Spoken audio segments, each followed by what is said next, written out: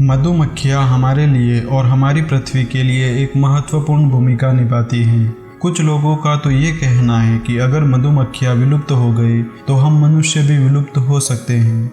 वैसे आपको बता दें कि बीते कुछ वर्षों से मधुमक्खियों की संख्या में तेजी से कमी आ रही है। तो क्या हमें इस बारे में चिंतित होना चाहिए और क्या होगा अगर सभी मधुमक्खियाँ मर जाएं? सीधे शब्दों में कहा जाए तो अगर आप किसी पौधे पर फूल को देख पाते हैं तो उसके पीछे मधुमक्खियों की कड़ी मेहनत छुपी हुई होती है। ये मधुमक्खियाँ ही इनके रिप्रोडक्शन में मदद करती हैं।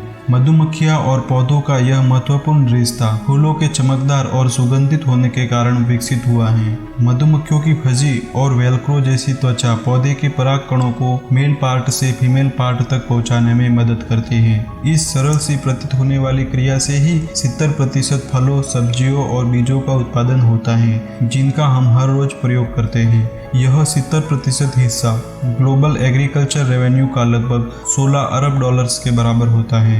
इतनी बड़ी जिम्मेदारी को इन मधुमक्खियों के झुंडों द्वारा ही पूरा किया जाता है और इन झुंडों को पेशेवर मधुमक्खी पालकों द्वारा पाला जाता है और ये इन्हें खेतों और बागों में पराग कणों को उचित जगह पर पहुंचाने के लिए प्रयोग करते हैं। लेकिन 2006 के बाद ये मेहनती और व्यस्त मधुमक्खियां रहस्यमय तरीके से गायब हो रही हैं। इन मधुमक्खियों की संख्या में भारी गिरावट आ रही है। कुछ मधुमक्खी पालकों का तो यह कहना है कि उनकी 90% मधुमक्खियां बेकार हो चुकी हैं, जो पौधों के रिप्रोडक्शन में किसी प्रकार की मदद नहीं कर पा रही है। कुछ लोगों का मानना है कि मधुमक्खियों में ये समस्या किसी वायरस या परजीवी के कारण आ रही है।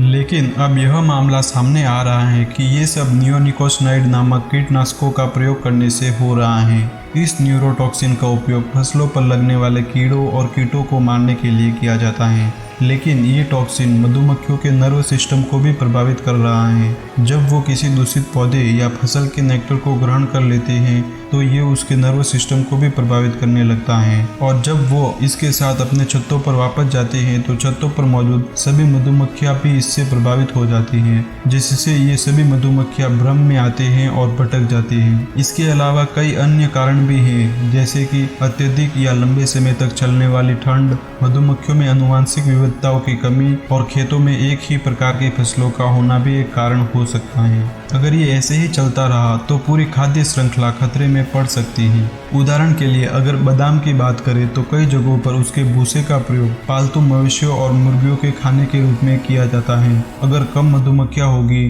तो बादाम के भूसे का भी उत्पादन कम ही होगा, जिससे पशुधन घटेगा और दूध, पनीर, अंडे और मांस आदि का उत्पादन भी कम हो जाएगा। साथ ही हम भी बादाम को कई अलग अलग व्यंजनों में प्रयोग करते हैं, तो हमें भी इसकी कमी को झेलना पड़ेगा। मधुमक्खियों के बिना हमारे भोजन में ज्यादातर मक्का, गेहूं और चावल ही बचेंगे, जिसका रिप्रोडक्शन हवा के द्वारा होता है। और अगर हम कपड़ों की बात करें तो अमेरिका में कपास ही सबसे बड़ी नकदी फसल है, जो मधुमक्खियों के बिना नहीं की जा सकती और दुनिया का लगभग 35% फाइबर इससे ही बनता है। तो इस स्थिति में हमें अपनी इन पसंदीदा जीन्स, टॉवेल्स और उच्च गुणवत्ता वाले गद्दों को भी भूलना होगा। सीधे शब्दों में कहे तो हम मधुमक्खियों के बिना एक पूरी तरह से अलग दुनिया में जी रहे होंगे और उनके गायब होने से हमें बहुत अधिक आर्थिक तनाव का सामना भी करना पड़ेगा। हम तब तक विलुप्त नहीं होंगे जब तक ये मधुमक्खियां हमारे साथ है और मधुमक्खियों के बिना दुनिया बहुत बेकार और पीड़ादायी होगी।